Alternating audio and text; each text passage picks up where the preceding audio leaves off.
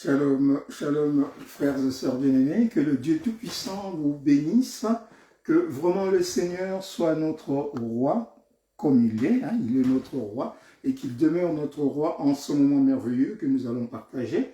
Et sans plus tarder, donc nous allons commencer avec notre single, en fait notre jingle, la chanson d'introduction, Danser par vie. Nous rentrons dans Danser par vie avec notre bien-aimé pasteur, feu pasteur Moloto, prophète Moloto, Danser par vie avec tout le groupe Gaël. Que le Seigneur bénisse en fait tous les serviteurs de Dieu qui travaillent et qui travaillent encore avec cette communauté des chantres, Gaël, comme la famille de prophètes, il y avait dans l'ancien temps, la famille des prophètes, et là c'est la famille des chantres dans le groupe Gaël. Que le Seigneur le bénisse, notamment nous pensons à notre bien-aimé pasteur Atom Simouma et Mama Nadège, des chantres de l'Éternel, bien qu'ils portent aujourd'hui le titre de pasteur, mais donc c'est initialement des chantres. Que le Seigneur soit glorifié et béni. Amen. Un chantre peut annoncer la parole de Dieu, il peut partager la parole de Dieu, il peut prêcher, encourager, motiver, exhorter. Donc voilà, que le Seigneur nous bénisse et bénisse tous. Alléluia. Voilà, pendant ces temps, nous partageons. Le Sauveur de l'humanité, le roi qui nous bénit. Nous sommes unis dans cette fraternité. Nous venons lui rendre hommage, Adonai Yeshua. Alléluia. Merci Seigneur. Notre Sauveur. Nous rentrons dans ses parvis, dans ses portes, avec des cris de joie, des louanges, d'adoration, parce que nous l'aimons plus que tout. Et que le Seigneur bénisse mon docteur DGA, David Jean Alain, qui est en route pour les Antilles, pour prêcher l'évangile. Que le Seigneur lui mette en fait sur ses épaules son manteau de gloire, de justice et d'autorité, afin qu'il puisse de l'autre côté, dans les îles, faire fléchir tout genou qui ne confesse pas le nom de Yeshua. Que toutes les âmes puissent se tourner vers Yeshua. Que le Seigneur te bénisse, homme de Dieu, docteur DGA, sur ta route, sur ta pérégrination aux Antilles. Que tous les démons puissent obéir à la parole de Dieu, le Seigneur qui agit en toi. Alléluia. Merci Papa pour ta grâce. Alléluia. Et je salue aussi mes bien-aimés, le couple pastoral Kintala en Afrique, au Congo en ce moment. Que le Seigneur, là où vous allez, vous mette sur vos épaules son manteau de gloire et de justice. Amen. Et je bénis aussi le couple pastoral avec moi ici, mon pasteur et maman Sylvie et papa Christian Yerbois. Que le Seigneur vous bénisse et que le manteau pastoral sur vos épaules. Alléluia. Que le Dieu Tout-Puissant vous bénisse. Alléluia. Nous rentrons dans le parvis de Yeshua, dans les portes de Yeshua, notre roi. Alléluia.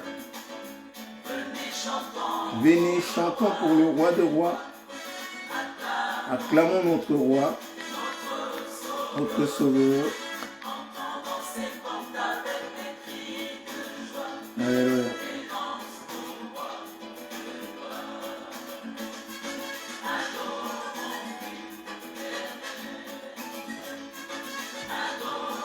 Voilà.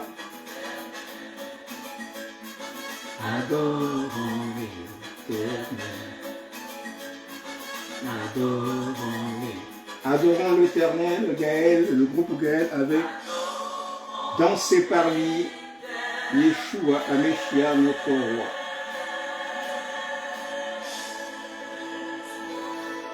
Alléluia.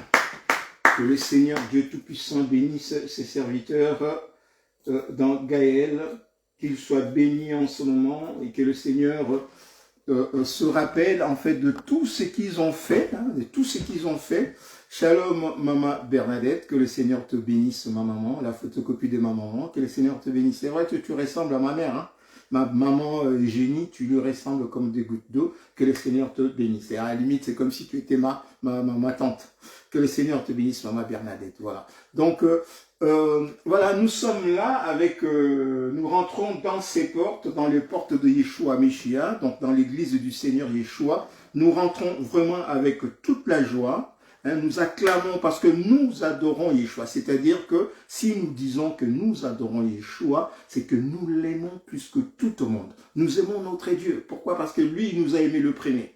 Il nous a aimé le premier, non pas seulement parce qu'il est monté sur la croix ou lorsqu'il est monté sur la croix, mais il nous a aimé le premier depuis avant la fondation du monde. La Bible nous dit que depuis avant la fondation du monde, donc lorsque nous n'étions que rien, mais dans son plan, dans son imagination, il nous a aimés et il nous a établis en lui-même pour des choses merveilleuses. Amen. Et nous savons qu'à un moment, en Éden, il y a un ange qui devait être en notre service, qui devait nous garder, puisqu'il était chérubin protecteur. Il nous a poussés à la faute, afin que nous dévions, afin que nous puissions lui désobéir. Mais Dieu, dans son amour, est venu, et là, il nous a exprimé son amour, il nous a manifesté son amour sur la croix en prenant notre place. Alléluia. Il est mort pour nous parce que la loi de l'Éden disait que voilà, celui qui a mangé du fruit défendu, du fruit interdit, devait mourir. Amen. Et lui, comme il avait promis à Isaac que Dieu va se pourvoir lui-même à la place du sacrifice pour l'Holocauste, à la place de l'agneau plutôt pour l'Holocauste, il est venu lui-même. Et la symbolique, l'image, c'est Isaac avait été épargné.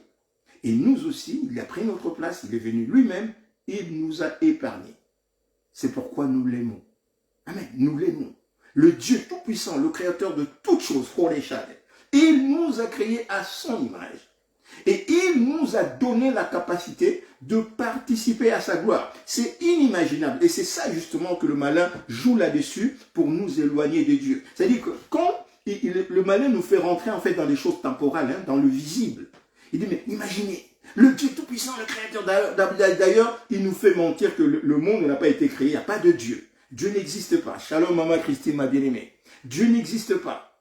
Il nous fait rentrer dans ces mensonges que Dieu n'existe pas, et parce qu'il nous fait imaginer la grandeur de l'univers, l'infinité, la grandeur infinie. Est-ce que vous pensez que Dieu existe? Si Dieu existe alors, qu'il vienne, qu'il se manifeste, pourquoi les hommes souffrent? Or, c'est lui. C'est lui qui vient, qui fout le bordel, et puis il vient comme un sauveur. Il y a des gens qui sont comme ça dans nos vies. Ils viennent comme des sauveurs. Ils viennent comme des gens qui nous aiment. Ils viennent comme des gens parfaits. Mais en fait, c'est eux qui foutent le bordel dans notre vie. C'est eux qui foutent le bordel dans notre ministère. C'est eux qui foutent... Voilà. Et le diable, c'est un peu comme ça. Il vient comme un bienfaiteur, comme un prophète, comme un serviteur, un servant de Dieu. Il vient. Il touche les gens, ils viennent avec des paroles mielleuses, des paroles qui nous font réfléchir, qui nous font réfléchir philosophiquement pour nous éloigner de Dieu. Amen. Pour nous éloigner de Dieu. Mais Dieu, nous l'aimons de tout notre cœur. Depuis le jour où lui, nous avons compris cet amour, nous avons compris l'amour de Dieu, depuis le jour où nous avons compris que Dieu nous aime d'un amour éternel, il nous le dit, je vous aime d'un amour éternel, c'est pourquoi je vous conserve ma bonté. Alléluia. Il nous conserve sa bonté. Alléluia. Il nous donne la capacité de revenir à lui humblement, gratuitement. Amen. C'est pourquoi nous avions vraiment intérêt de comprendre en fait dans ce message de la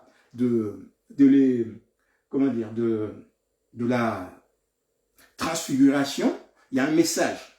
Dans ce message, dans cette scène plutôt de transfiguration, il y a un message très important que le monde, l'humanité, l'homme créé à l'image aujourd'hui, serviteurs, servants de Dieu, les enfants de Dieu, doivent saisir. La Bible nous dit que voilà, la révélation de ta parole est claire.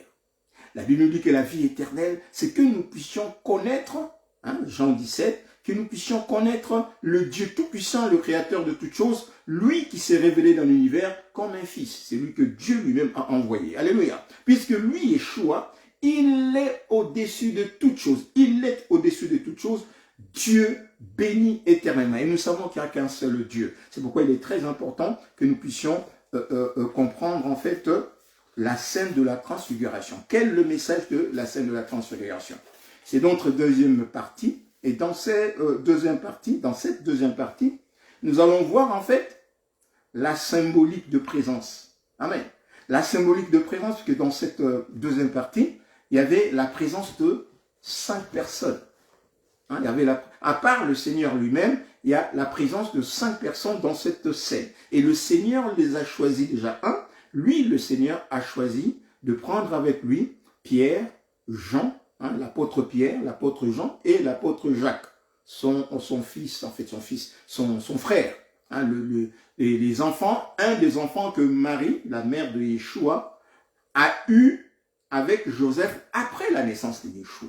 Hein, puisque justement le diable utilisera certaines personnes pour nous dire que là, ouais, Marie, Sainte Marie la Vierge, après Joseph, elle n'a pas plus d'autre vie que celle-là. Non, non, non, elle avait eu une vie. Ah, mais elle avait eu une vie après Yeshua, il avait eu d'autres enfants. Et nous allons comprendre pourquoi le Seigneur, la symbolique de présence, nous allons comprendre pourquoi, quel est le symbole, quel est le sens en fait de ces choix. Et que le Seigneur avait pris avec lui Pierre, Jean et Jacques. Nous allons comprendre. Mais il y a aussi la présence de 2 autres personnes de l'ancienne alliance. Alléluia. Moïse et Élie. Amen. Il y a aussi Moïse et Élie. Donc, alors, shalom Maman Christine, hein, ma belle-sœur Christine, que le Seigneur te bénisse. Et shalom aussi à mon fiston Ben Shalom, que le Seigneur te bénisse. Que le Seigneur te bénisse, mon fiston Yves, là où tu es, hein, mon docteur, mon enseignant, que le Seigneur te bénisse. Alors, donc, il y a, dans cette deuxième partie, la symbolique de présence, nous allons voir la présence de Pierre, de Jean et de Jacques. Quelle est la symbolique de ces présences? Et aussi la présence de Moïse et d'Élie. Est-ce qu'il était nécessaire que le Seigneur puisse faire apparaître ces 2 personnes de l'ancienne alliance? Amen. Que le Seigneur puisse le faire paraître et en train d'entretenir avec eux. La Bible nous dit.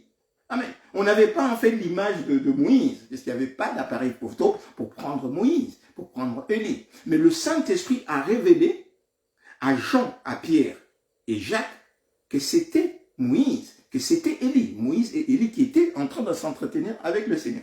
De quoi ils parlaient? Hein? De quoi ils parlaient? Peut-être qu'on ne dira pas de quoi ils parlaient exactement, mais par leur présence, en discernant en fait la symbolique de leur présence, nous connaîtrons qui est Yeshua. Parce que l'importance de la transfiguration, ce n'est pas de recevoir des messages farfelus, oui, machin et tout, non. C'est de comprendre le message central, hein, le message central de la scène de la transfiguration, c'est de comprendre que Yeshua, que nous avons contemplé en chair comme un simple fils qui a été crucifié, et au-dessus de toute chose, Dieu bénit éternellement. C'est lui-là même qui nous a créés à son image, afin que nous puissions vivre sa gloire. C'est pourquoi il nous a investis d'autorité, de domination, afin que là où nous allons, là où nous nous tenons, comme mon fiston Yves, dans un pays étranger, là où il nous a placés, que nous puissions d'autorité en son nom, prêcher la parole, prêcher l'évangile pour la libération des âmes du mensonge. Alléluia. Donc, l'importance, le message principal de la scène de la transfiguration est que nous puissions comprendre notre identité véritable. Discerner d'abord qui est Yeshua et comprendre que comme lui, il nous a créés à son image, tel il est, tel nous sommes. Alléluia. C'est pourquoi nous sommes transfigurés, nous aussi. Nous avons dit la dernière fois, dans notre nouvelle naissance, même si on ne voit pas le corps glorieux que nous portons, nous sommes transfigurés. Amen. Nous ne sommes plus la même personne. Amen. Notre vie est cachée en Yeshua, dans le lieu céleste. C'est-à-dire que la partie qui est cachée, si le Seigneur pouvait en fait nous laisser avec cette partie-là, nous marcherons dans la rue et même les arbres vont fléchir pour nous adorer parce que nous sommes des dieux. Alléluia. Créés à l'image de Dieu. Et le Seigneur, dans Genèse 1, 27 jusqu'à 28, il nous a donné la domination, l'autorité sur toute chose, puisque lui-même, il domine sur toute chose, et ayant été créé en lui, nous dominons sur toute chose. Alléluia. Nous allons prier pour laisser ces moments entre mains du Seigneur. Donc la symbolique de présence, la transfiguration de Yeshua, partie 2, symbolique de présence. Merci papa, merci pour la grâce que tu nous as donnée, Père de gloire, d'être là ce soir, de partager ta parole, de prendre le temps de méditer encore ta parole. Seigneur, nous ne sommes pas parfaits. Seigneur, nous ne sommes pas parfaits. Tu nous connais. Tu connais nos incartables, tu connais nos folies, tu connais nos limites, tu connais, Père de gloire. Et c'est toi qui nous fais grâce, Père de gloire, de nous tenir devant ton peuple. Sans toi, Yeshua, nous ne pourrons rien faire, parce que c'est toi, Yeshua, qui est agissant en nous. Comme nous le disons, le ministère du Saint-Esprit agissant dans ses serviteurs. Le ministère de Yeshua, le Dieu Tout-Puissant, agissant dans ses serviteurs. Car toi, en nous, tu fais de nous des témoins. Le Saint-Esprit est sur nous. Ésaïe 61, 1 à 3. Le Saint-Esprit, toi, Yeshua, tu es en nous et tu fais de nous des témoins. C'est toi qui accompagnes, Seigneur de gloire, les paroles que tu mets dans ta bouche, des prodiges et des miracles. C'est toi qui accompagnes, Père de gloire, nos prédications, Seigneur, de conversion et des miracles. Sans toi, qu'est-ce que nous pourrions faire à ton Yeshua? C'est pourquoi à ce moment, nous les laissons entre tes mains. Nous pensons à nos bien-aimés, Père de gloire, qui hier étaient avec nous et aujourd'hui ne sont plus, Père. Ils sont rentrés dans le repos. En tout cas, ceux qui sont morts dans le Seigneur, ils sont rentrés dans le repos. Parce que toi, tu connais la position de chacun lors de sa mort. Béni soit ton nom, Yeshua, et nous laissons leur famille éplorer entre tes mains, afin que toi, tu puisses, Seigneur de gloire, nous soutenir, les soutenir, pour que nous puissions comprendre, Père de gloire, que notre jour arrive, il faut que nous nous préparions, que nous soyons prêts à tout moment. Que cela vienne le jour, la nuit, dans notre sommeil, par un accident, que nous soyons prêts. Merci, Papa, pour la grâce. Nous laissons ce moment entre tes mains. Saint-Esprit Yeshua, convainc-nous, Père de gloire, de tout péché. Révèle-nous, Yeshua, révèle-nous ta personne, révèle-nous notre identité véritable, afin, Père de gloire, lorsque nous t'aurons connus comme ceux de Daniel, dans le livre de Daniel, ont compris qu'ils connaissaient leur Dieu et ils se mettent à enseigner, Père de gloire, la multitude, à les exhorter afin que nul ne puisse être privé de la grâce de Dieu, que tous soient sauvés et que nous puissions tous parvenir à la connaissance de la vérité qui est Yeshua Haméchia, au-dessus de toutes choses, Dieu béni éternellement. Merci Père de gloire de prendre, Seigneur, le contrôle de toutes choses. Seigneur, nous laissons aussi nos bien-aimés, toute l'équipe ministérielle Victoire Live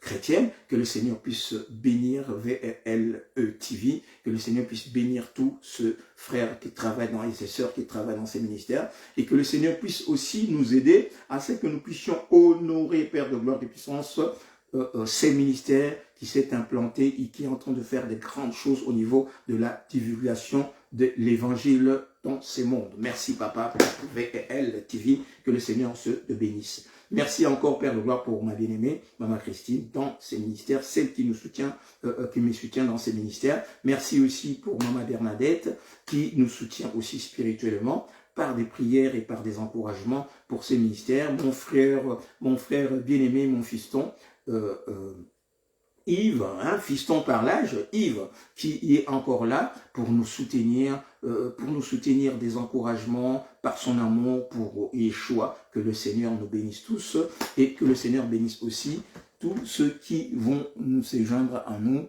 Maman Zoukardi, ma belle-sœur, ma sœur Ami Boyo, que le Seigneur puisse te bénir, ma fille Miracle de Dieu, servante du Seigneur, que le Seigneur te bénisse humblement, et Maman Christy Yonda aussi, que le Seigneur nous bénisse. Donc voilà, deuxième partie, la symbolique de présence. Alléluia.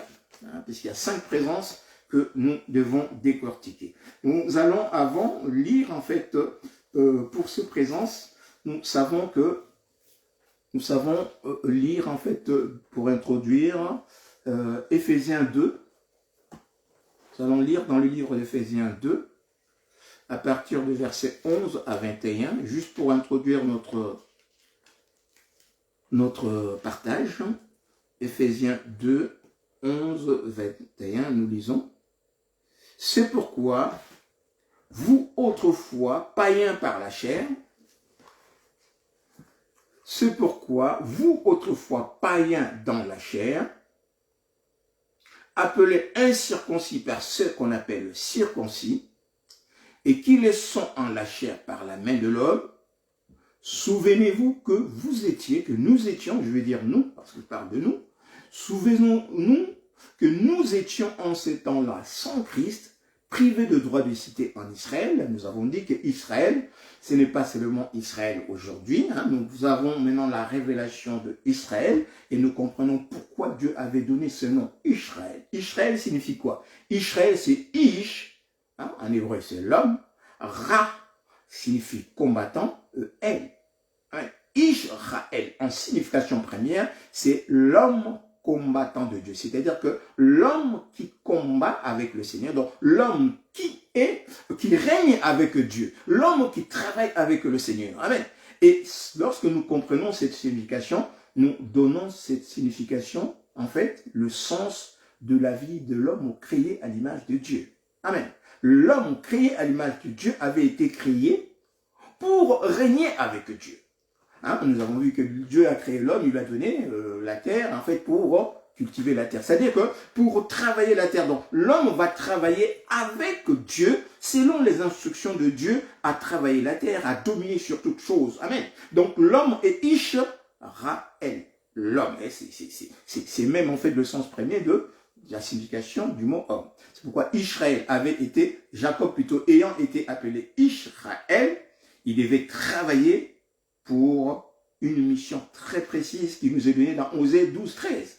Israël et tout le peuple qui porte son nom devait travailler sous la loi pour produire la fille vierge, la fille. Amen, la vierge. Et lorsque Dieu a eu la vierge, maintenant lui-même il est rentré dans l'univers, maintenant il s'est ouvert pour toute l'humanité. Et dans toute cette humanité, il donne encore à un peuple une mission. Le fruit des lèvres qui confesse le nom de Yeshua, selon Sophonie 3.9. Amen. Et dans ces fruits de lèvres, il a confié à un peuple. Amen. On ne veut pas faire polémique, mais le peuple, nous les connaissons, et au-delà de fleuves des couches, nous les connaissons. Que le Seigneur soit béni. Donc, nous avons été privés du roi des cités en Israël. Et en Israël, selon la première loi, la première mission que Dieu avait donnée à un peuple, le peuple qui est descendu de la chair d'Abraham. Alléluia. Étrangers aux alliances de la promesse, donc des alliances de la promesse de la loi. Amen.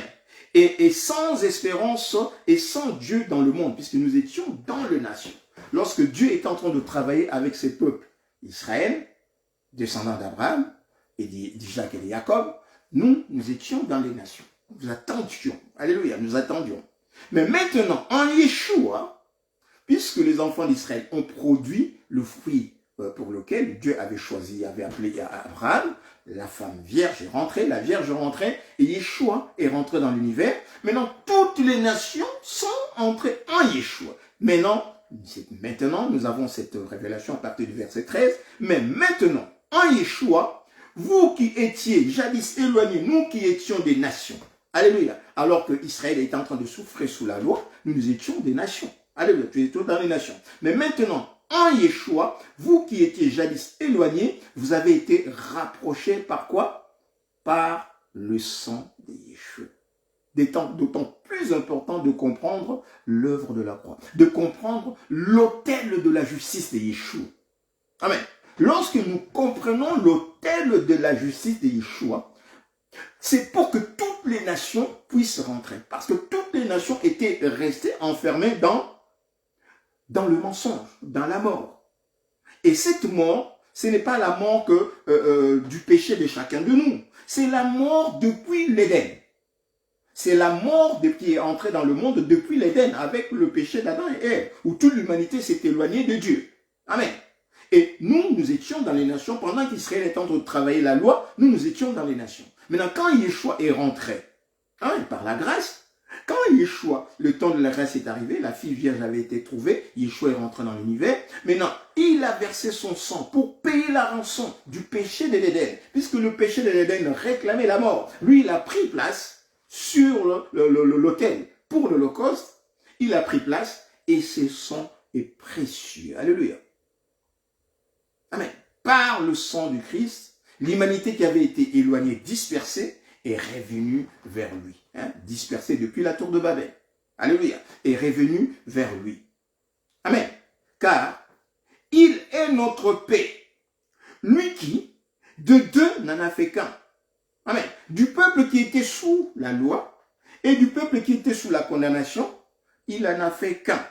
Nous voyons en fait le Seigneur, un moment, lorsque il était en Israël, un moment, il y a un peuple de Grecs qui sont venus, qui voulaient voir Yeshua. Et Yeshua leur disait que voilà, j'ai encore des troupeaux d'une autre bergerie. Mais il faut qu'il aille le chercher pour qu'il ne vienne et qu'il n'y ait qu'un seul berger et un seul troupeau. Alléluia.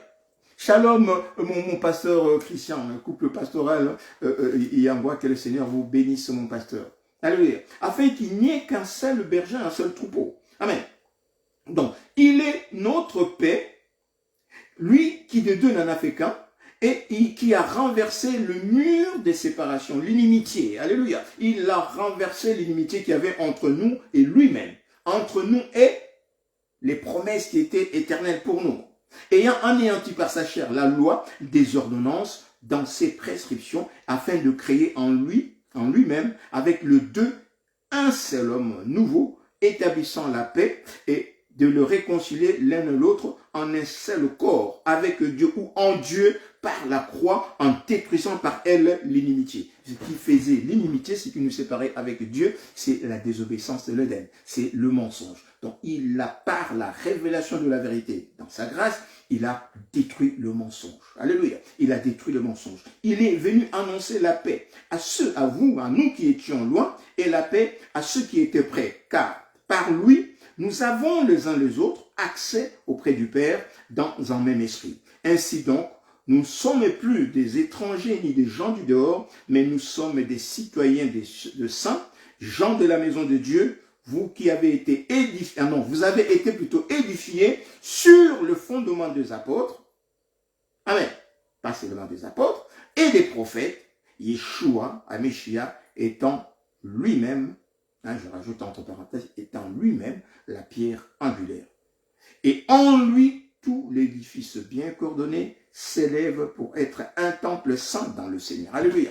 Nous avons été transfigurés, transformés, et le Seigneur est en train de nous dire que dans cette transfiguration, dans cette révélation de la vérité pour notre transfiguration, c'est pour que nous puissions reprendre en fait notre identité véritable, parce que nous étions défigurés.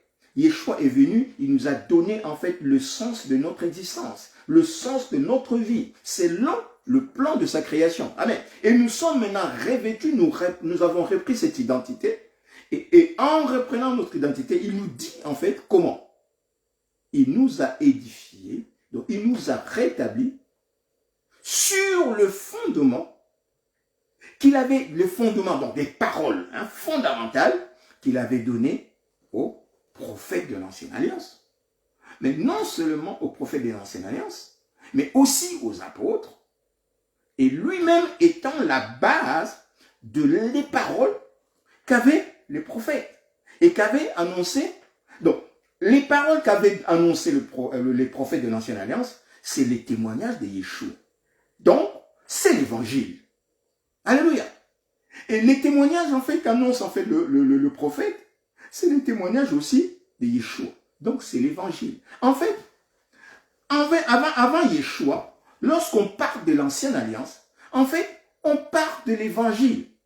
Quand est-ce que commence l'évangile? L'évangile commence quand le Seigneur annonce à Lucifer la guerre, donc ce qu'on est en train de dire comme thème aujourd'hui, la guerre des postérités. Quand le Seigneur annonce, le Seigneur Dieu Tout-Puissant, Yeshua lui-même, annonce au serpent qu'il y aura une guerre.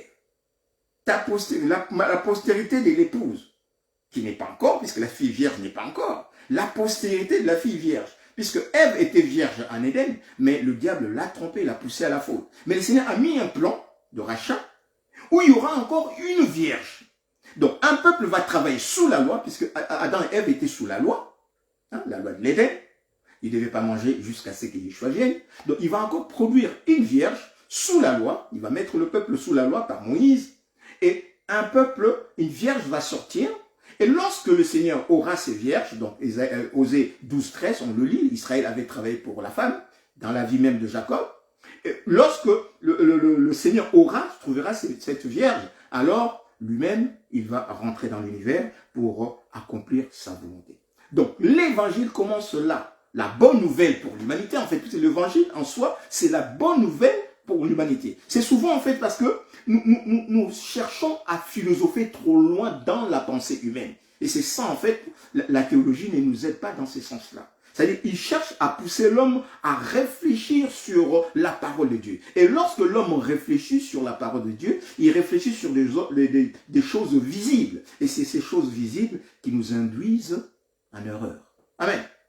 C'est ces choses. Mais lorsque nous laissons Dieu nous conduire dans sa parole, afin que lui puisse révéler sa parole, puisque c'est lui qui est la lumière, qui révèle la parole, alors il nous conduit dans toute la vérité. Amen.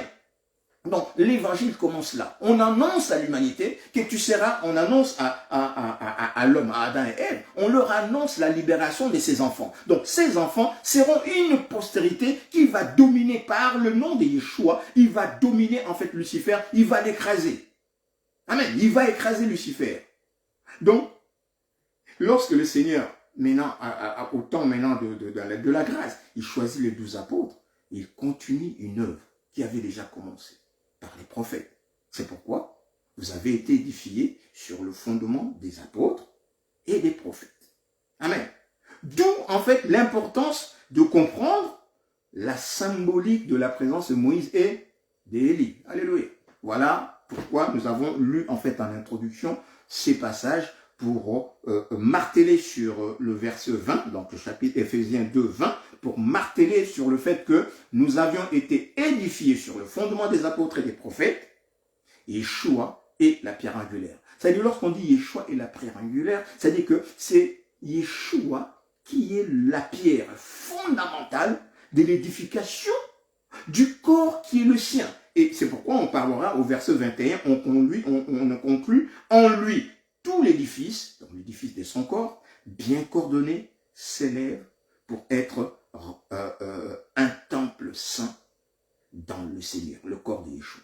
C'est-à-dire que l'église de Yeshua doit comprendre la révélation du Fils pour bien s'établir dans son fondement. Amen. La vie éternelle, hein, le Seigneur nous dit dans sa prière sacerdotale, la vie éternelle, c'est qu'ils te connaissent, toi, l'unique et véritable Dieu. Amen. Jean 17, 3. La vie éternelle, c'est qu'ils te connaissent, toi, le véritable Dieu. Amen. Et or, la vie éternelle, c'est qu'ils te connaissent, toi, le seul véritable Dieu, virgule, et celui que tu as envoyé, Yeshua HaMashiach. Donc, le seul véritable Dieu, c'est celui que Dieu a envoyé, Yeshua HaMashiach. Donc, nous devons recevoir cette révélation. Et c'est ça, deux fois, ça me fait mal au cœur, parce que, deux fois, je n'arrive pas, moi, là, je parle de moi, personnellement, selon ma foi et selon mon appel. C'est pourquoi, deux fois, avec certains serviteurs de Dieu, certaines servantes de Dieu, c'est avec certaines communautés ou certains ministères. Je ne peux pas vraiment travailler à fond. Pourquoi? Parce que soit ils n'ont pas la révélation de Yeshua. Ouais. Parce que lorsqu'ils n'ont pas la révélation de Yeshua, ça change tout en fait au niveau des enseignements. En ce qui me concerne. Amen. Parce que c'est ça l'évangile très important, c'est que tout message évangélique tourne autour de Yeshua. Édifié sur le fondement des apôtres et des prophètes, Yeshua est la pierre principale. Si l'on ne parle pas de Yeshua, on ne parle pas de la bonne nouvelle. Même si on parle d'ailleurs mon fiston Yves Shalom, il le sait, hein, mon fiston Yves le sait, lorsqu'on parle de l'eschatologie, si Yeshua n'est pas le central même de l'eschatologie, on parle de quoi alors? Amen. Si on parle du retour de Yeshua, on parle de qui? Donc il faut que Yeshua soit la pierre principale, le central même, puisque tout l'édifice doit tenir. L'édifice qui doit être enlevé doit tenir sur ses fondements. Et c'est sur ces fondements que l'Église va être jugée. Ce n'est pas parce que nous avons péché. Ce n'est pas parce que nous avons volé. Ce n'est pas parce que nous avons pris la femme de l'autre. Mais nous allons être jugés parce que nous tenons sur le fondement de Yeshua. Et c'est parce que nous tenons sur le fondement de Yeshua, ces fondements va faire que nous ne péchions pas. que nous n'allions pas en fait trouver la femme, chercher la femme de l'autre, que nous ne puissions pas voler, que nous ne puissions pas tuer. C'est parce que nous sommes sur ces fondements, parce que nous sommes établis sur ces fondements, que lui, Yeshua, nous soutiendra, nous fera que nous puissions tenir jusqu'à ce qu'il revienne. Il nous utilisera pour que nous puissions être le pôle de tous les enseignements qu'il va donner à son peuple. Il va nous utiliser. Qui enverrai-je? Mais voici, envoie-moi. Après que nous ayons vu Yeshua assis sur son trône, reconnaître que c'est lui assis sur son trône et que les chérubins sont en train de le servir. Et lorsque nous verrons que les chérubins, tous les anges, sont en train de le servir, étant donné que ces anges sont à notre service, et nous comprenons que nous ne pouvons pas adorer des anges. Nous avons été créés à l'image de Dieu et nous n'aurons pas faire allégeance à un ange, qui qu'il soit. Amen. Et si nous sommes dans des loges, nous sortirons des loges. Pourquoi? Parce que nous avons compris que Yeshua, qui nous a créés à son image, est le Dieu tout-puissant. Alléluia. Et puisque nous sommes son image, nous vivons comme lui. Et nous faisons comme lui. Et nous laissons sa parole nous changer, nous transfigurer. Alléluia. Donc la scène de la transfiguration, vous avez été édifiés sur le fondement des apôtres et des prophètes, Yeshua étant lui-même la pierre angulaire. D'où cette importance d'avoir aujourd'hui la symbolique de présence, de comprendre la symbolique de présence. Alléluia. Donc nous allons lire un tout petit peu, en rasant un tout petit peu, les accompagnements en fait dans la transfiguration. Nous allons relire un peu Matthieu 17, 1 à 6 pour voir, poser en fait ces présences en fait sur la parole de Dieu. Alléluia. Donc le Seigneur avait 6 jours après, donc Matthieu 17 à partir du verset 1 jusqu'à 6, on va lire. 6 jours après, Yeshua prit avec lui Pierre, donc les apôtres Pierre, Jacques et Jean, son frère, et il les conduisit à l'écart sur une haute montagne. Il fut transfiguré devant eux. Son visage resplendit comme le soleil et ses vêtements devinrent blancs comme la lumière. Et voici, Moïse et Élie leur apparurent s'entretenant avec lui. Et voici, et Pierre prenant la parole lui dit, Yeshua, Seigneur, il est bon que nous soyons ici, si tu le veux, je dresserai 3 tentes, une pour toi, une pour Moïse et une pour Élie. J'avais dit la dernière fois, c'est que le Trinitaire, lorsqu'ils entendent que Pierre dit 3 tentes, il dit ouais, c'est la Trinité. Non, ça n'a rien à voir avec la Sainte Trinité. Alléluia. Ça n'a rien à voir avec la Sainte Trinité. C'est juste en fait une façon de parler, dire que voilà, ben, écoute Seigneur, puisqu'il y avait Moïse, hein, c'est des gens que eux, ils tenaient pour des grandes figures en fait dans le judaïsme. Donc Moïse, Élie. Et le Seigneur, que eux, Pierre et Paul, Pierre plutôt, et Jean et Jacques, qui reconnaissaient le Seigneur comme le Dieu tout-puissant, le créateur de toutes choses. Parce que quand l'apôtre Pierre disait que tu es Amishia, le fils de Dieu vivant, il disait quelque chose. Puisque le Christ que Israël attendait, que le Samaritain même attendait, que toute l'humanité attendait, le Christ, Amishia, doit être le Dieu tout-puissant. Alléluia. Nous avons lu Ésaïe 9, 5. Il nous est né un fils, il nous est donné un enfant, il nous est donné. Et prophétiquement, cet enfant sera appelé Père éternel, El Shaddai, le roi de paix. Donc, tous ces titres-là, c'est Melchizedek. L'apôtre Paul nous dit que voilà, c'est Melchizedek, qui n'a ni généalogie, ni commencement, ni fin de vie, n'a ni père, ni mère. Il est rendu semblable, c'est-à-dire il s'est révélé dans l'univers comme un fils unique venu de Dieu. Alléluia.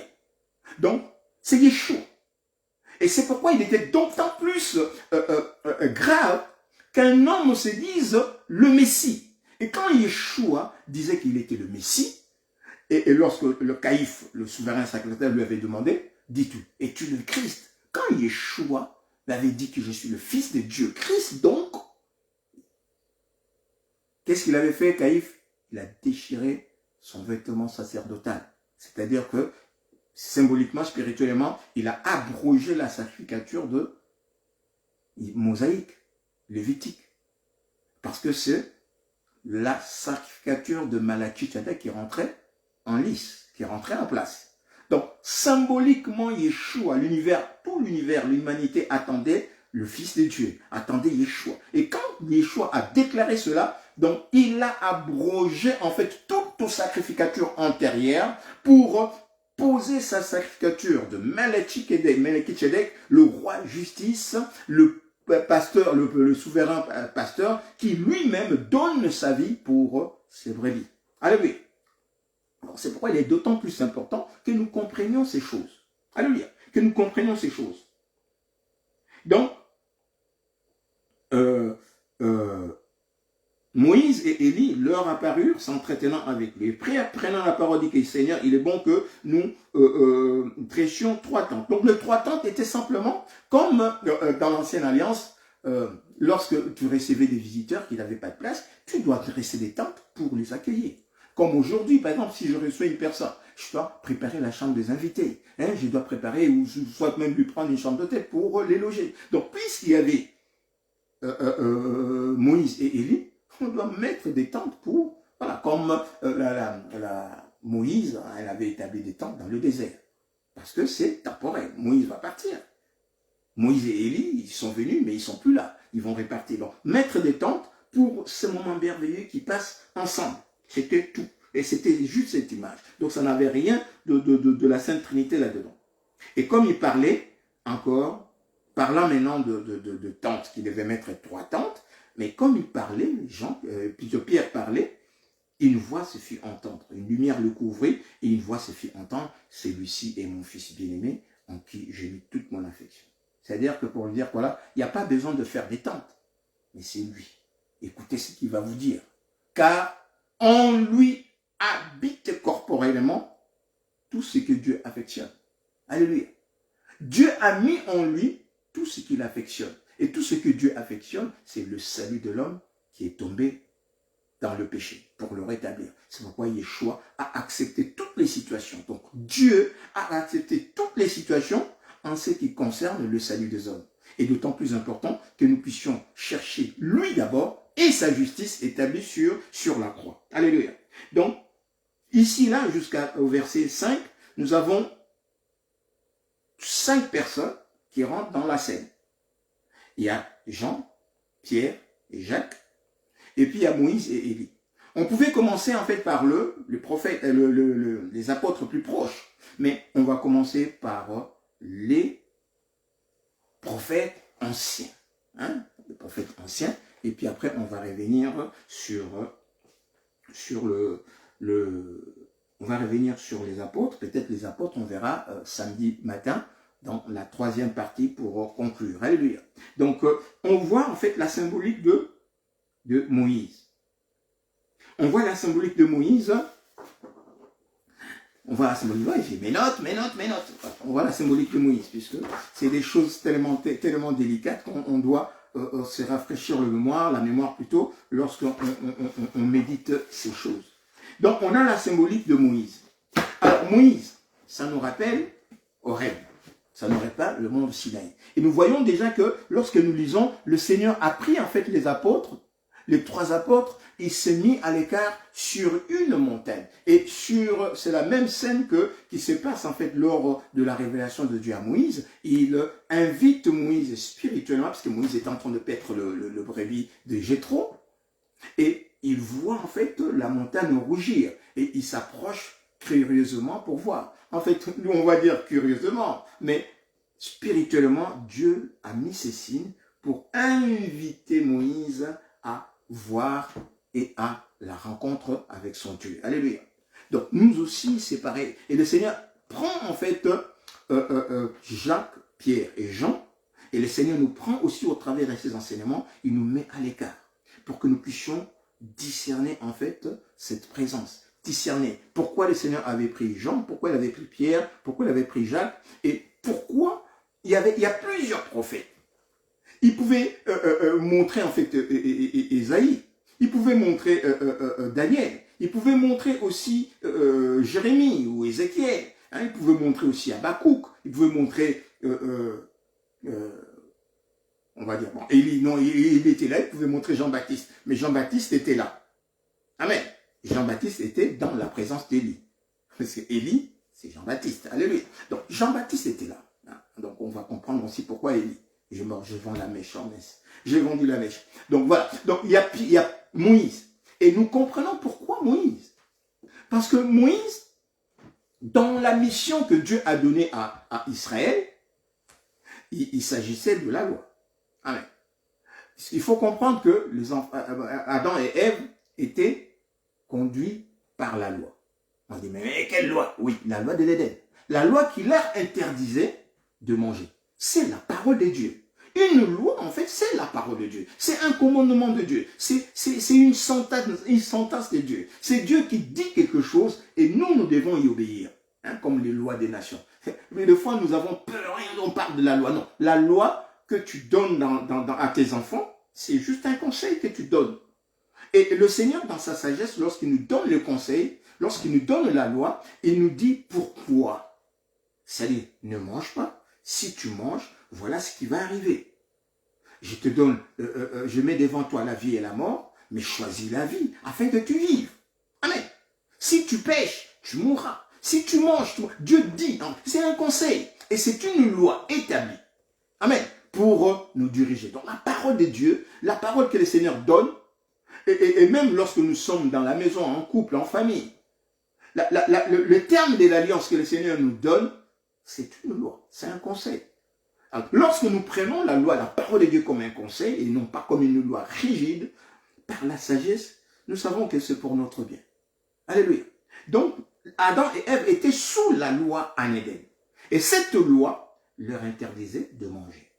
Et cette loi, par un ange, apportée par un ange chérubin protecteur, puisque la Bible nous dit que voilà, dans l'ancienne alliance, dans l'ancien temps, Dieu nous avait parlé par des anges. Je ne l'ai pas inventé.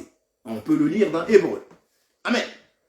Donc, dans le jardin d'Éden, Dieu avait parlé à Adam et Ève par une loi au moyen d'un ange.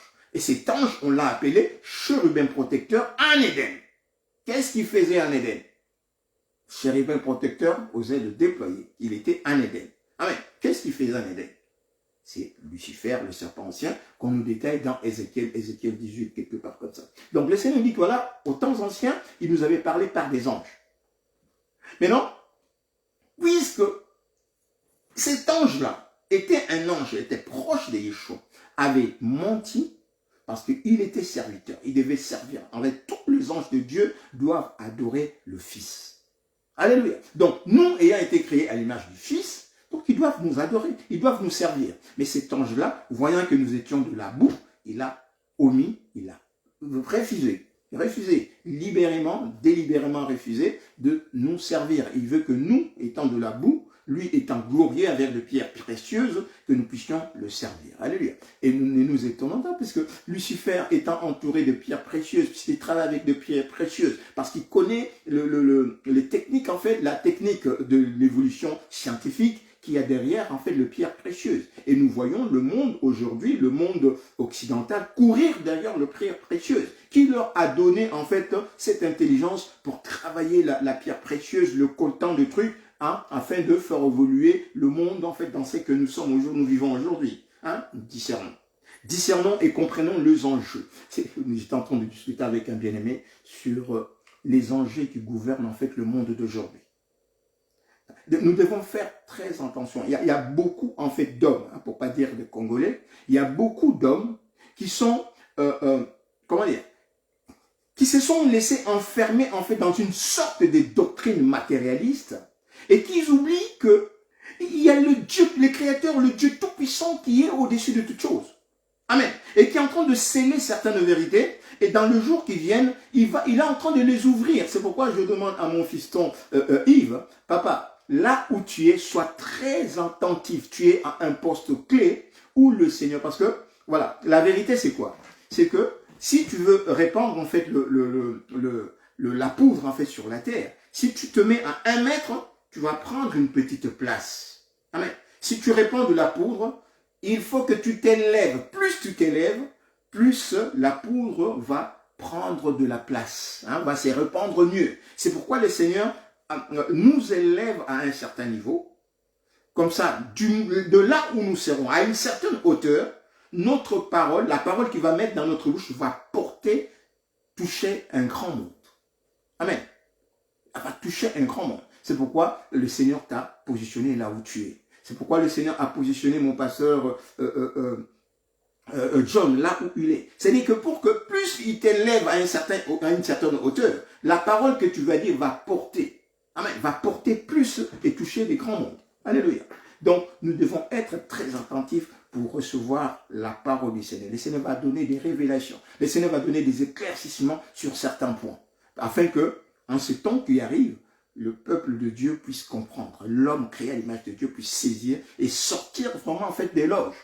Amen. Le Seigneur voit ce qui se passe. Donc, il y a certains Congolais, certains Zaïrois, certains Congolais, certains Africains, ils sont rentrés dans une sorte de connaissances ou de mensonges esclavagistes et néocolonialistes parce qu'ils ont réussi quelque chose et ils pensent que, non mais, ils rentrent dans la logique en fait luciférienne des loges. Amen. Ils pensent que oui, l'homme africain doit faire quelque chose. Si, on doit faire quelque chose, mais quoi? Dans le Seigneur, nous recevrons, nous sommes en train de recevoir des instructions du Seigneur pour agir, et nous allons agir. Amen. Et lorsque le Seigneur va dire, voilà, Papa Yves, lève-toi, Papa John, lève-toi, Papa Christian, lève-toi, Papa Justin, lève-toi, nous allons nous lever, et nous allons marcher au nom de Yeshua pour des choses merveilleuses que nous n'avons pas choisi de faire, mais que lui, il a prévu et des choses qui vont se faire. C'est pourquoi le Seigneur laisse certaines situations, c'est pourquoi le Seigneur laisse certaines situations comme ça. Comme en Berne, il y a des gens qui pleurent, il y a le Congolais qui pleure, il y a des Africains qui pleurent. Et plus nous pleurons, plus les choses se corsent. Et ceux qui ne connaissent pas le Seigneur, qu'est-ce qu'ils font? Ben, ils vont de l'autre côté, ils changent de camp. Ils abandonnent, ils trahissent, ils vont de l'autre côté. Pourquoi? Parce qu'ils veulent nourrir leurs enfants. Parce qu'ils veulent s'habiller. Ils veulent qu'on puisse être vu. Mais non. Non. Bien-aimé, quelle que soit la souffrance, quelle que soit l'ampleur des épreuves, Yeshua ne descendra pas de la croix. Amen. Que vous veniez, que vous disiez, ouais, mais t'as la yekuna, t'as la koutou, moi, t'as la situation où vivre, que regarde, qu'est-ce qu'il est en train de vivre, dans quelle situation il vit, regarde, depuis. Mais nous ne sommes pas là. Amen.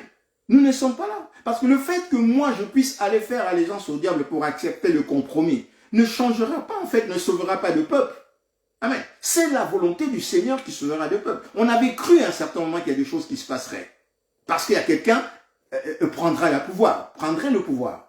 Mais cette personne a pris le pouvoir et nous avons vu que voilà, rien ne se fait. Pourquoi? Parce que cette personne est allée faire allégeance pour prendre ce pouvoir. Et nous avons compris que non, nous demeurerons dans cet état.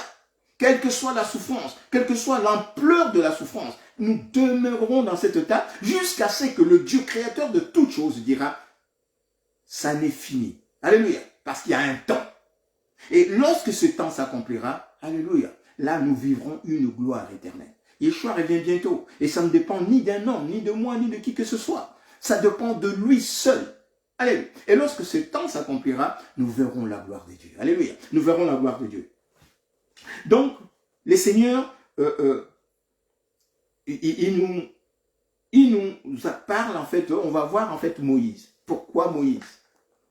Et c'est la bonne nouvelle. Donc Moïse, c'est un serviteur de Dieu. Il monte à la montagne où le Seigneur, et nous allons rejoindre en fait, on va coupler en fait les présences. Et lorsque nous voyons la révélation de Yeshua, Moïse, il monte sur la montagne. Pourquoi Moïse? Parce que Moïse a reçu la loi. Et comme Adam et Ève étaient sur la montagne, étaient sous la loi, le Seigneur a choisi Moïse pour leur donner la loi. Et avec cette loi, il y a un peuple qui va travailler pour une vierge. Et ça, on l'a dans Osée 12, 13, on l'a. Israël travailla pour une femme. Et la vie même de Jacob, on l'a vu, il a travaillé pour une femme. Et lorsqu'il a trouvé sa femme, cette femme, son nom a été changé en Ishraël. Donc l'homme qui a été choisi pour travailler avec Dieu. Puis c'est combattre ici, ce n'est pas combattre, hein, c'est travailler avec Dieu. C'est œuvrer avec Dieu pour le rétablissement de la vérité, pour détruire le mensonge. Alléluia. Pour que la vérité entre. Parce qu'on a dit que la grâce est la vérité. Mais il faut comprendre, lorsqu'on dit la grâce et la vérité sont venues par Yeshua. La grâce, c'est le pardon. Pour qui? Pour l'homme créé à l'image de Dieu. Et la vérité pour qui? Pour éclairer l'homme. Amen. Donc, Yeshua Yeshua, tout ce que Yeshua est en train de faire, c'est pour l'homme. La grâce et la vérité. La grâce est venue pour l'homme, pour pardonner l'homme. Yeshua est venu, il a accompli l'œuvre de la croix pour gracier l'homme. Et maintenant, il lui a donné cette vérité afin qu'il soit éclairé, maintenant qu'il marche, sachant qui il est, de gloire en gloire, jusqu'à ce que le Seigneur revienne. Donc, Moïse, symbolique de Moïse, parce que Moïse avait été porteur de la loi pour le peuple. Et cette loi même que Yeshua sur la croix va accomplir. Alléluia. C'est cette loi que Yeshua sur la croix va accomplir. Donc, tout un peuple dans l'ancienne alliance, le peuple de prophètes, les 12 prophètes, que nous voyons dans les 24 vieillards, dans les 24 sages qui sont assis sur le trône, il y a les 12 prophètes. Les 12 prophètes dans l'ancienne alliance, et les 12 prophètes plutôt dans l'ancienne alliance, oui, les 12 fils d'Israël.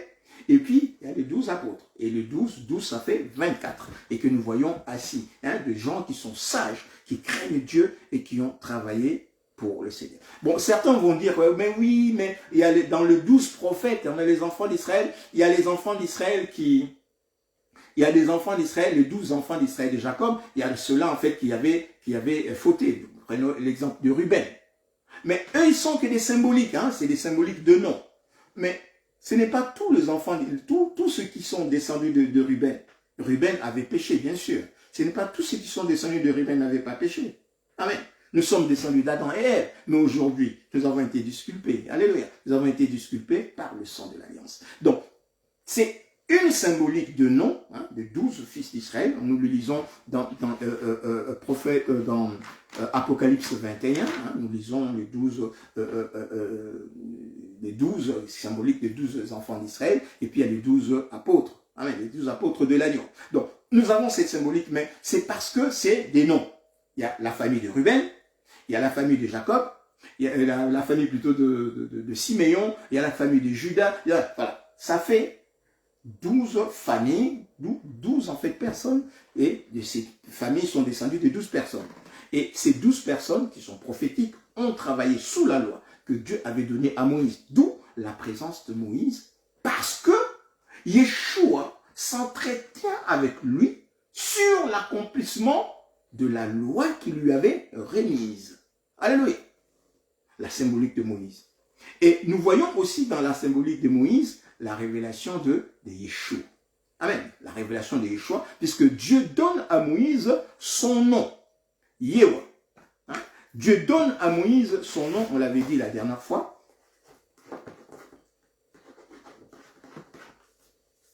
Yehwa, le tétragramme. Amen. Dieu donne à Moïse son nom Yehwa, le tétragramme. Yehwa. Yehwa, je suis. Puisque Yehwa, c'est je suis. Le tétragramme. Dieu donne à Moïse ces tétragrammes Yeshua. Yehwa. Et on voit aussi dans Exode, dans Exode 2, il donne en fait le nom Yehwa. Et dans Exode 6.2, il donne en fait le deux noms. Et c'est très important que nous lisons en fait le deux noms dans Exode 6. Dans Exode 6, le Seigneur donne, c'est un enseignement, donc c'est pourquoi on est un peu sur les lectures. Dans Exode 6, 2, la Bible dit, Dieu parla encore à Moïse et lui dit, je suis l'Éternel, donc le tétragramme, je suis Yehwa, le tétragramme, je suis apparu à Abraham et à Isaac comme El Shaddai, le Tout-Puissant, le Dieu Tout-Puissant. Mais je n'ai pas été connu d'eux sous mon nom Yehwa. Donc ici, lorsque le Seigneur parle à Moïse, le Seigneur révèle à Moïse deux noms. Le nom de Yehwa, l'Éternel, et lui révèle aussi le nom de Shaddai, El Shaddai. Alléluia. Donc, le Seigneur dit à Moïse que je suis Yehwa. Si les enfants d'Israël me demandent, dis-leur que c'est lui qui s'appelle je suis.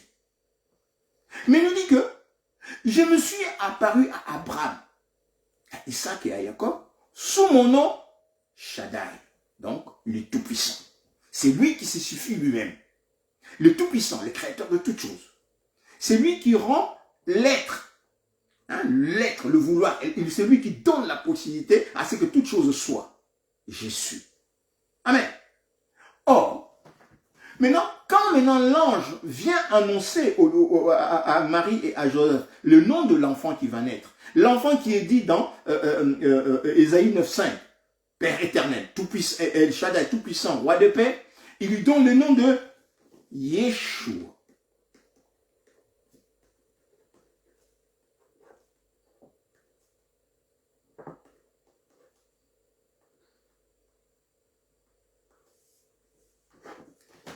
Ils l'ont des noms de Yeshua. Vous voyez ici, Yeshua. Yeshua ici, c'est écrit, moi ici, j'écris à un bon endroit. Ici, Yeshua, c'est à l'envers. Mais ici, lorsque vous lisez, vous voyez ici à l'endroit et de l'autre côté à l'envers. Donc Yeshua à l'envers, comme ça, et à l'endroit, c'est comme ça. Mais lorsque vous lisez à l'envers, vous voyez Yod et SH, et SH ici, c'est le symbole du mont Shaddai, du nom Shaddai. Shaddai, ça commence par la lettre Tsin, comme Tsevaot par la lettre Tsin. Et la lettre Tsin, c'est le symbole du Tout-Puissant, c'est le symbole de l'épouse. Et le symbole de l'épouse, dans le tétragramme,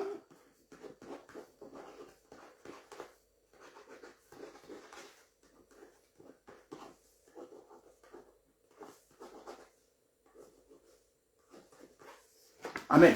Dans le tétragramme, vous voyez ici le tétragramme, vous voyez Yod, vous voyez Yod, et la lettre Tsin, elle est là, et Vav, et. Donc, dans le tétragramme, le nom de Yeshua, Yehoua, les tétragrammes, la lettre Tsin, symbole de la puissance de Dieu Shaddai, est au cœur même, en fait, du tétragramme.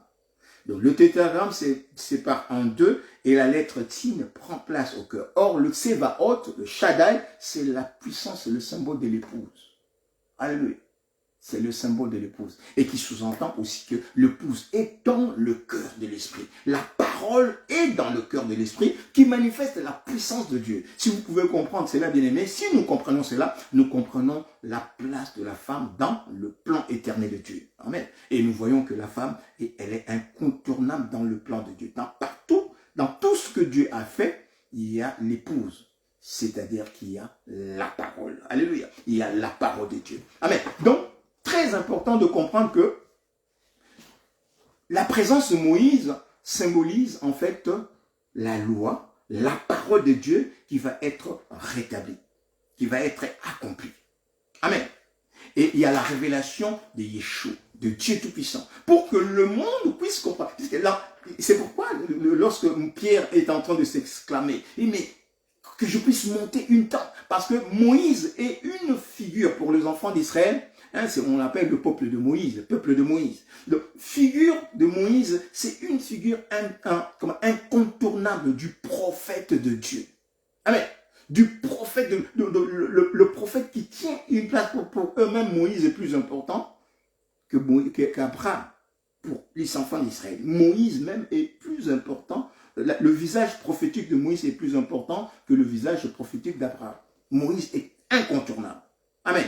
Donc, il fallait que Moïse soit là pour qu'on puisse voir dans Yeshua celui qui a parlé à Moïse, qui avait parlé à Moïse dans la montagne de Sinaï. Amen. Symbolique. C'est pour que nous puissions comprendre que Yeshua est au-dessus de toute chose le Dieu d'Abraham, d'Isaac et de Jacob. Donc, c'est toujours dans le cadre de la révélation pour que nous puissions comprendre cela. Et maintenant, la symbolique de Élie. On peut lire maintenant quand le Seigneur dit ici, on va lire, en fait lorsqu'on a lu, on a vu que le Seigneur leur dit, voilà, n'ayez pas peur. Mais dans d'autres versions qu'on avait lues lorsque le Seigneur parle avec la femme samaritaine, il ne lui a pas dit seulement, la femme samaritaine, que moi je suis lui. Quand la femme samaritaine parlait du Messie. Hein, nous attendons le Messie, il va venir, lorsqu'il va venir, il va nous dire toutes choses. Et le Seigneur a dit à la femme, moi je suis. Amen. Moi, je suis. Moi qui te parle. Je suis lui. Donc, il est je suis là. Dans toute sa puissance spirituelle, c'est le Dieu d'Abraham, de Jacob. C'est le Dieu de Moïse. Amen.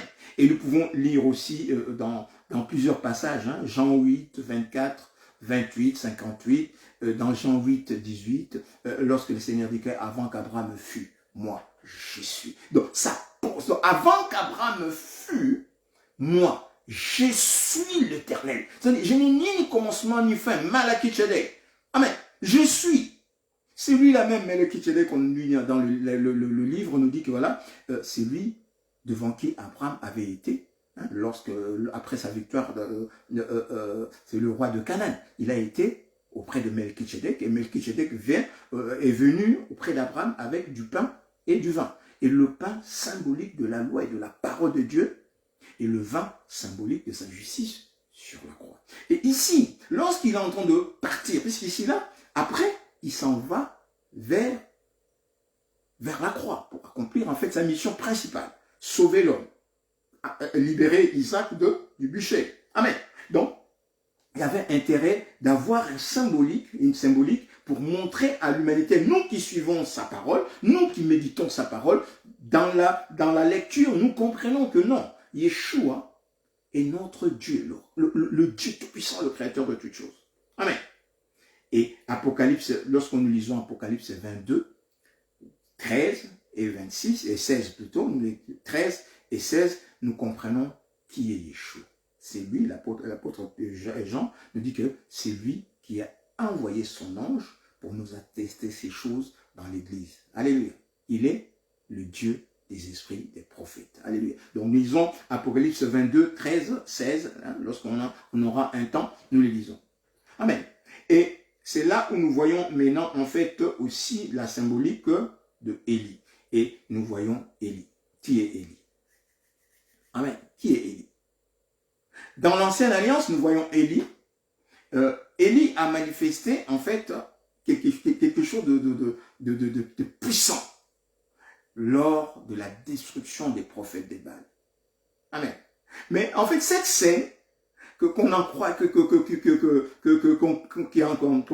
même si beaucoup ne peuvent pas percevoir dans ce sens-là, cette scène où Élie a détruit, en fait, a égorgé les prophètes des Baals, cette scène où le feu est descendu du ciel pour consumer, en fait, l'offrande d'Élie, symbolise la croix. Amen. Symbolise Yeshua.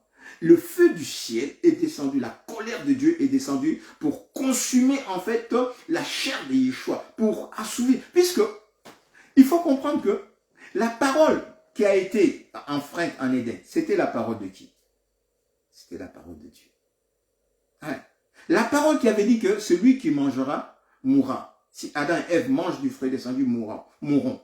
C'était la parole de qui? C'était la parole de Dieu. Donc Dieu, on dit que la parole de Dieu ne revient pas à Dieu sans avoir accompli ce pour lequel il a été envoyé. Donc cette parole en Éden disait que celui qui mangera mourra. La parole de Dieu exige l'accomplissement de ses exigences. Adam et Ève ont mangé, ils sont morts. Alléluia. Selon la parole. Fidèlement, ils sont morts. Mais comme Yeshua sait qu'ils sont morts, pas par mégarde, mais par manque de connaissances. Et c'est ce qu'il dit, mon peuple meurt faute de connaissances. Comme ils sont morts par manque de connaissances, c'est qu'un ange qui devait leur servir pour leur dire la vérité, les a poussés à désobéir. Donc Dieu, dans sa justice, il disculpe en fait l'innocent. On va dire, ouais, l'innocent, oui. L'homme, Adam et Ève sont morts faute de connaissance. Ils étaient ignorants. Ils n'avaient même pas l'esprit pour connaître, ils étaient nuls. Ils n'avaient même pas l'esprit pour rétorquer à l'ange que vous avez été créé à l'image de Dieu. Ce n'est pas en désobéissant que vous allez devenir de Dieu, mais parce que vous avez été créé à l'image de Dieu, selon l'amour et la présence de Dieu. Alléluia. Donc voilà le mensonge du diable pour pousser même certaines personnes à notre époque à aller dans les loges. Vous êtes de Dieu, créé à l'image de Dieu. Dieu créa l'homme à son image. Et il leur donna l'autorité et la domination sur le piscilien. Mais un piscilien, un reptilien qui vient, il dit non, mais c'est lorsque vous allez désobéir que vous allez devenir comme de Dieu. Adam et Ève n'avaient pas la pertinence spirituelle de la sagesse pour comprendre ces choses et repousser le diable. Amen. Donc, la chair était vide. Il fallait que Yeshua soit dans la chair pour revêtir l'immortalité et la sagesse et l'intelligence et la puissance et l'autorité. Amen. Et c'est justement Lucifer poussait Ève à la faute, pas l'homme, Ève. Parce que la grâce devait passer par lui. Parce que le Fils devait naître par elle. Amen. C'est pourquoi il a poussé la femme. Et après, le Seigneur met la femme sous un voile. Non pas pour que l'homme puisse dominer indignement sur elle, mais à cause des anges. Pour que l'homme puisse protéger cette précieuse en fait vierge par laquelle la grâce rentrera dans l'humanité. Jusqu'à ce que vienne la vérité. Alléluia.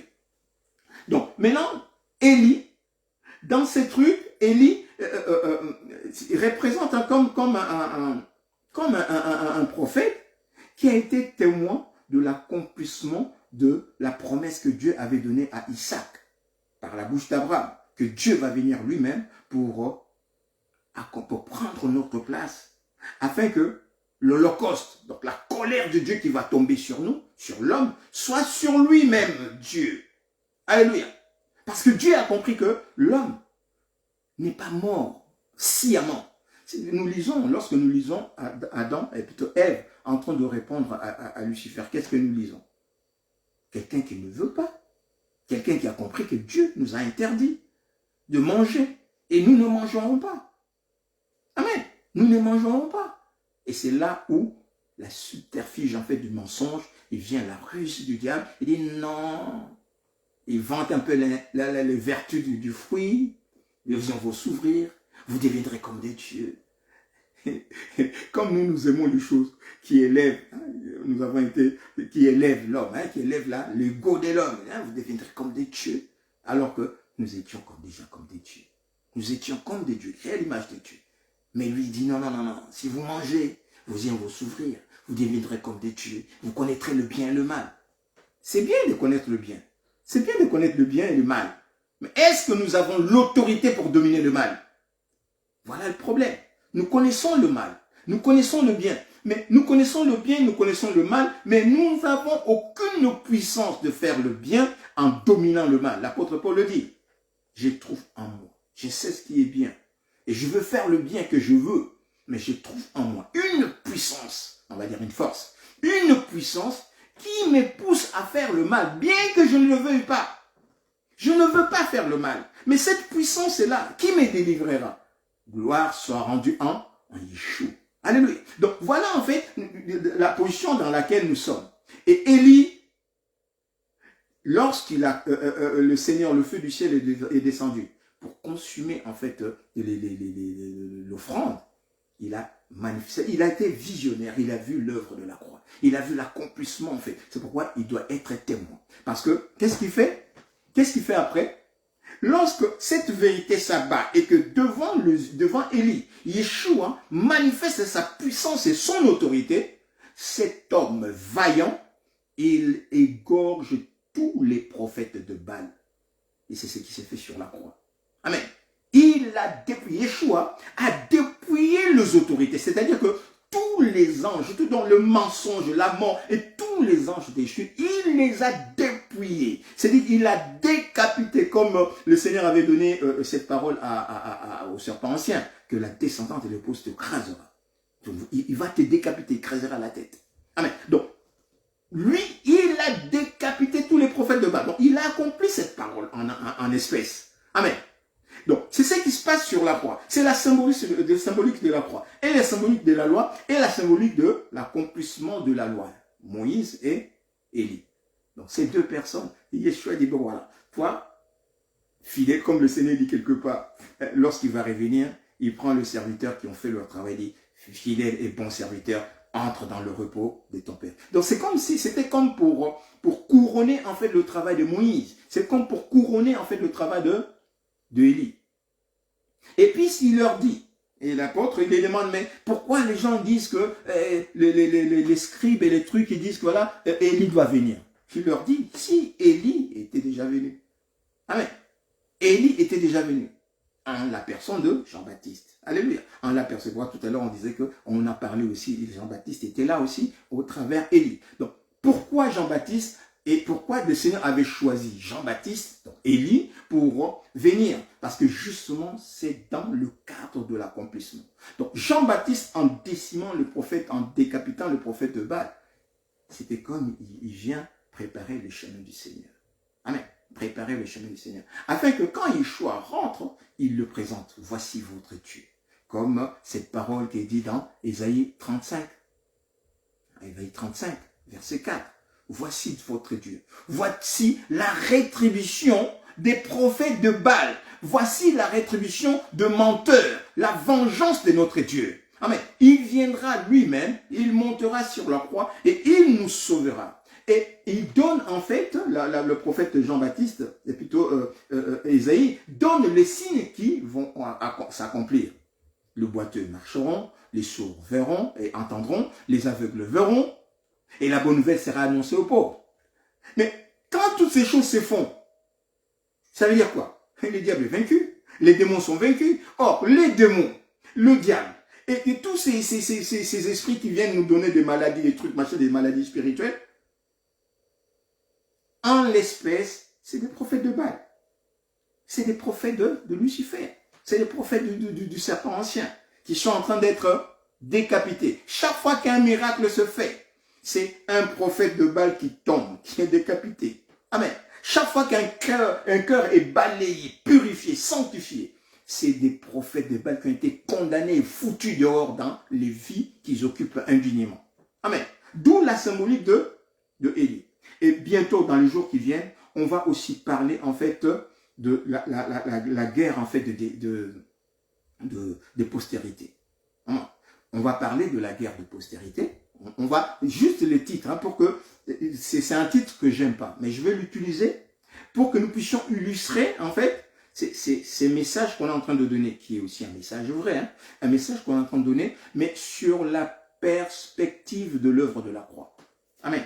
Sur la perspective de l'œuvre de la croix, afin que nous puissions comprendre. Donc Moïse et Élie symbolisent la loi et l'accomplissement de la loi par la personne de Yeshua. Jean-Baptiste est venu, il a préparé le chemin du Seigneur pour présenter Yeshua. Voici votre roi. L'agneau de Dieu qui ôte les péchés du monde. Donc la loi et l'accomplissement de la loi. Alléluia. Vous avez été édifiés sur le fondement des apôtres et des prophètes, Yeshua étant la pierre angulaire. Donc, première symbolique de présence, la présence de Moïse et la présence d'Élie, c'est la loi, Moïse, et Élie, c'est l'accomplissement de la loi, la justice de Dieu. Élie, Jean-Baptiste, Élie alias Jean-Baptiste, a présenté Yeshua comme l'agneau de Dieu. Donc, l'agneau que Dieu vous a promis à Abraham, à Isaac, qui viendra lui-même, donc Dieu viendra lui-même comme un agneau à la place de l'agneau pour honorer. Donc, Élie, c'est la fin de la loi, donc la fille vierge étant trouvée, Christ entre dans l'univers. Et le feu descend du ciel pour consumer l'offrande d'Yeshua qui est sur la croix. Et c'est la victoire sur le mensonge, sur la mort, sur le prophète des Baals, et sur les faux prophètes, sur les faux docteurs, et ceux-là où Jézabel, maintenant, c'est là où Jézabel poursuit ceux qui ont le témoignage de Yeshua. Et où l'apôtre dit que voilà, non, hein, le Seigneur dit à l'apôtre, au prophète, je me suis réservé 7000. Oh, qui n'ont pas fléchi. Oh, le chiffre 7, c'est la multitude. Donc, je me suis réservé un peuple qui n'a pas fléchi devant le Baal. Et c'est ce peuple, au-delà des couches, au-delà des fleuves de couches, qui bientôt va élever la voix pour produire le fruit des lèvres qui confesse le nom de Yeshua à toute l'humanité. Amen. Donc voilà la symbolique. Et l'image, nous le voyons dans Apocalypse 12, 17. Dans Apocalypse 12, 17, on montre la fille vierge. Lorsque la femme qui a enfanté l'enfant mâle, Apocalypse 12, 17, on nous dit, c'est une scène de l'Apocalypse, on nous dit, voilà, 17, 12, 17. Et le dragon fut irrité contre la femme, et il s'en alla faire la guerre au reste de la postérité, à ceux qui gardent le commandement de Dieu et qui ont le témoignage de Yeshua. Amen. C'est là. Lorsque le prophète des Baals a été décimé, le feu est descendu, a consumé l'offrande sur la croix, hein, sur le bûcher, sur l'autel. Le prophète de Baal avait été décimé. C'est là où Jézabel, donc le faux prophète, hein, l'église, comment l'église, le prophète, le dragon, c'est là où maintenant le dragon fut irrité et il va maintenant faire la guerre au reste de la postérité de l'épouse, de la femme. Dans l'ancienne alliance, Genèse 15, 3-15, on a promis que la postérité de l'épouse écrasera. Maintenant, la femme, l'épouse a été trouvée, il a enfanté l'enfant mâle. Amen.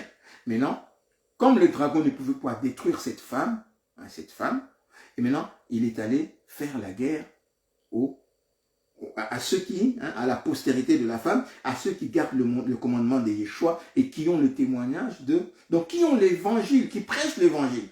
Pourquoi? Pour que l'évangile ne soit pas divulgué. Amen. Ils vont nous faire la guerre. Ils vont entrer par tout le moyen. Il va utiliser même des femmes, il va utiliser des hommes de Dieu pour empoisonner les serviteurs de Dieu, le véritable serviteur de Dieu, ou un, il va les empoisonner, juste pour pas que l'évangile soit prêché. Il va utiliser des femmes pour séduire des hommes. Il va utiliser des hommes pour séduire en fait des femmes. Il va utiliser ceux qui ont l'argent pour aller séduire matériellement ceux qui n'ont pas d'argent. Il va utiliser des serviteurs qui n'ont rien, hein, matériellement, qui n'ont pas d'argent, mais il va essayer de miroiter. Voilà, il faut que, voilà, toi tu as une onction. Il faut que, voilà, le Seigneur va t'élever. Il va t'ouvrir des portes et des fausses portes. Il y a certains même qui disaient que voilà, lorsqu'une porte se ferme, il faut en ouvrir une autre. Toi, tu vas ouvrir une porte. Mais le Seigneur dit que voilà, c'est lui qui ouvre et personne ne fermera. Donc, si la porte que le Seigneur a ouverte, cette porte que le Seigneur a ouverte dans notre vie, dans ta vie, bien-aimé, pasteur, homme de Dieu, docteur, si nous travaillons vraiment dans l'œuvre de Dieu, si nous travaillons dans la vérité, la porte que Yeshua va ouvrir dans notre vie, personne ne la fermera. Personne. Donc, aucune porte ne peut se fermer si Yeshua lui-même ne la ferme. Et quand Yeshua, lui, ferme une porte, il ouvre une autre par lui-même pour sa gloire. Amen. Il peut aussi fermer cette porte en un temps. Il sait ce qui va se passer. Amen. Nous sommes là, en fait, il y a d'autres personnes, nous sommes là. Le Seigneur, tu es en train de traverser une situation et tu rentres directement dans le négatif. Le Seigneur est en train de te faire traverser cette situation. C'est pour faire passer certaines choses. Alléluia. Il y a une personne, par exemple, je donne un exemple. Il y a contracté un mariage. Mais tu vois que pour vivre pleinement ta vie avec ton épouse, il y a des choses, il y a toujours quelque chose qui se passe. Des fois, à un moment, tu te dis, mais Seigneur, mais pourquoi ce mariage? Pourquoi? Sois calme. Bien-aimé, sois calme. Le Seigneur est en train de se dire, il y a des choses qui se passent en coulisses. Et le Seigneur est en train de faire passer cela. Et ces gens qui te cherchent en coulisses, ils n'arrivent pas à te trouver. Parce que la seule place où eux, ils pensent que tu dois être, c'est avec ta femme, avec tes enfants et tout pour vivre pleinement, en fait, ce mariage. Mais le Seigneur est en train de faire retarder ces choses. Amen. Et quand ils vont être fatigués, maintenant ils vont abandonner. Et c'est là où, quand ils vont être détruits, hein, dans leur espérance, ils vont être détruits. Et c'est là où le Seigneur rétablit ces choses. Alléluia. Et tu dis, waouh. Et tu vas chercher les gens qui te faisaient la guerre, ils ne sont plus. Ils ne sont plus. C'est pourquoi moi, des fois, je dis, ce que vous faites, faites-le, mais faites-le bien. Parce que moi, vous allez me rater. Mais le Seigneur, la parole de Dieu ne vous ratera pas. Amen. Parce que la parole de Dieu que le Seigneur va sortir contre vous.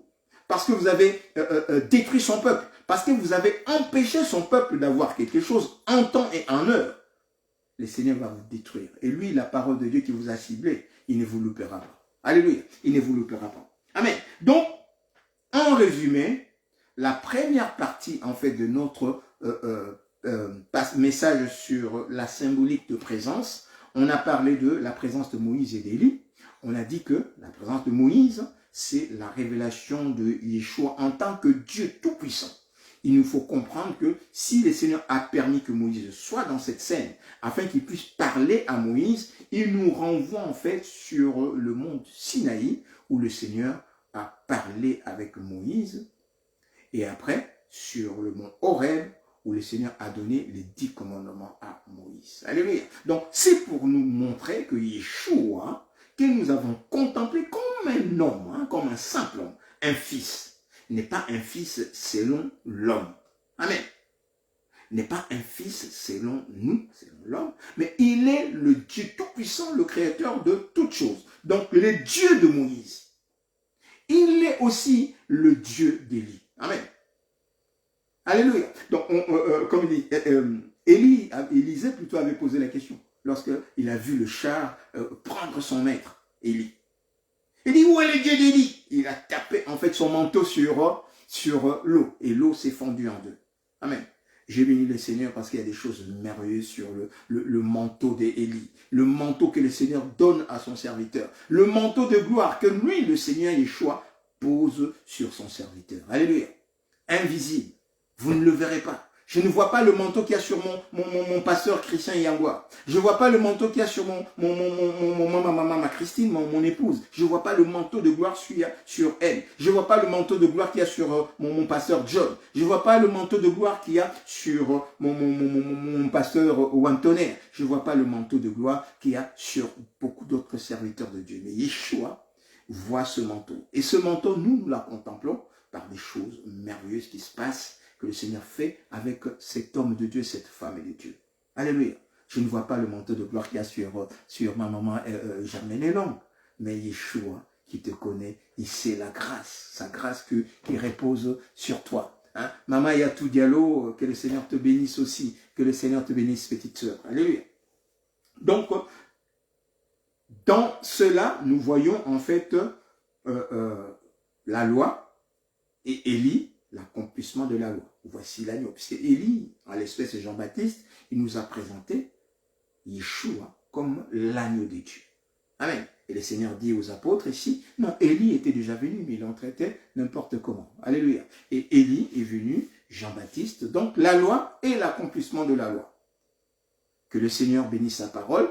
Et samedi, donc samedi 10h, nous allons voir la deuxième symbolique en fait de présence. Donc, on verra la présence de Pierre, Jean et Jacques. On voit, le Seigneur va aussi nous faire comprendre pourquoi ce présence. Amen. Et là, c'est les prophètes, les apôtres en fait de la Nouvelle Alliance. Alléluia. Donc voilà, c'est que le Seigneur voulait que nous puissions entendre, comprendre sur cette deuxième partie, que le Dieu Tout-Puissant puisse bénir son nom. Nous prions. Merci Adonai Yeshua pour la grâce que tu nous as donnée, Père de gloire, de suivre ce partage. Seigneur, tu as été avec nous. Nous te demandons, Yeshua, d'approfondir, Père de gloire, ces paroles. Seigneur, nous avons juste dit un tout petit peu de paroles. Mais toi qui es le Dieu Tout-Puissant, tu vas faire entrer cette parole dans sa profondeur, afin que nous puissions saisir, non pas comme nous voulons, mais comme toi tu veux. Seigneur, en ce temps de la fin, nous voulons connaître, Père de gloire, ta volonté. Nous voulons connaître ta volonté. Seigneur, parle à tes serviteurs. Révèle tes serviteurs. Révèle à tes serviteurs ta parole et révèle à tes serviteurs afin que ton peuple puisse s'approcher de tes serviteurs pour entendre ta parole.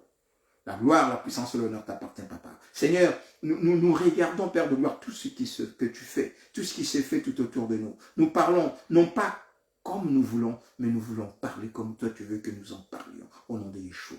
Accomplis ta parole, accomplis ta volonté. Aie pitié de nous dans nos incartades, dans nos folies.